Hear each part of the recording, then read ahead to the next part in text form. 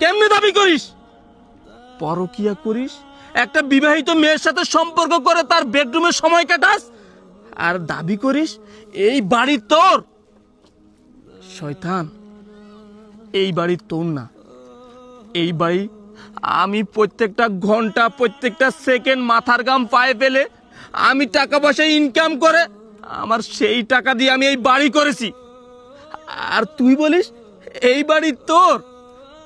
শোন, তোদের মতো কিছু কুলাঙ্গারের জন্য আজকে আমাদের প্রবাসীরা ভালো থাকতে পারে না। তাদের তাদের কপালে এমনটাই জুটে। এই কুলাঙ্গার, তোদের মতো কিছু কাপুরুষের জন্যই প্রত্যেকটা প্রবাসীর সংসার এমন ভাবে নষ্ট হয়ে যায়। তোকে কি বলবো? তোকে বলার কোনো ভাষাই আমার নাই।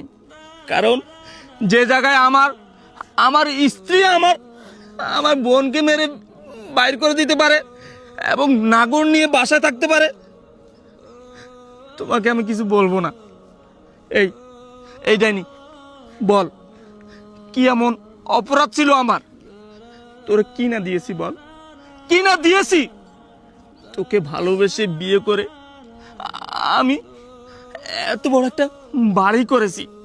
কত আশা, কত আকাঙ্ক্ষা আমার ছিল, তোরে নিয়ে আমি সংসার করব, আমার বোনটাকে ভালো এক জায়গায় বিয়ে দিব, আর তুই আমার সব আশা আকাঙ্ক্ষা এক নিমিষেই ধুলের সাথে মিশিয়ে দিলি।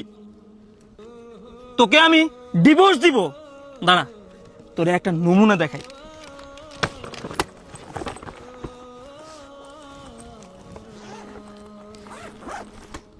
দেখ দেখ, টাকা দেখ, পুরো লাখিস ভর্তি টাকা তোর জন্য আনছিলাম।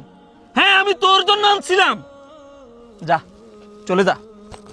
তোর মতো শয়তান মহিলা আমার আর দরকার নেই, কারণ আমার যা দেখার, যা বোঝার আমি সব বুঝে গেছি। যা যা, চলে যা, বের হ। বোন, বোন, তুই আমাকে মাফ করে দে বোন।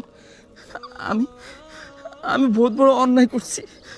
এরকম এরকম একটা শয়তান মহিলার বিয়ে কইরা আমার জীবন আমি শেষ করে ফেলছি বোন। তুমি আমাকে মাফ করে দাও বোন। কি বলো ভাইয়া, তুমি কেন আমার কাছে মাফ চাইতেছো? ভাইয়া, তুমি আর প্রবাসে যাও না, তুমি এখন থেকে দেশেই থাকবো ভাইয়া। আমি আর তোমাকে হারাতে চাই না। হ্যাঁ বোন, আমি আর যাবো না, চল বাড়ি চল।